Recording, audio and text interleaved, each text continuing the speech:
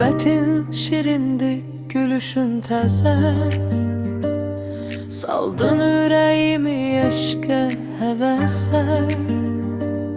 Sən ayaq bastığın torpağa izə, çəmənə. Səhraya qurban olaram, çatsın hər muradın başa dünyada. Bir oxun dəyməsin daşa dünyada. Bu dünya gözəldir, yaşa dünyada.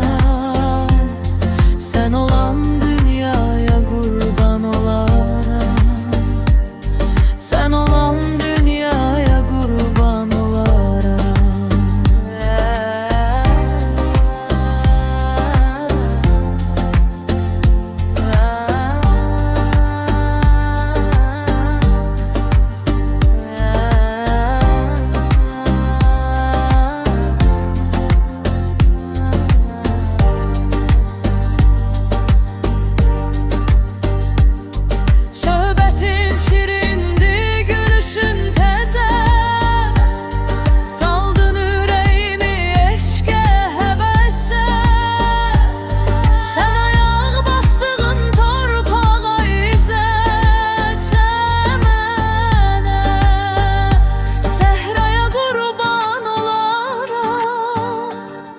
Çatsın hər muradın başa dünyada.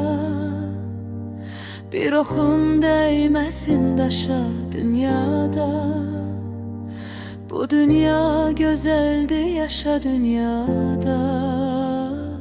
Sən olan dünyaya qurban olaram, sən olan dünyaya qurban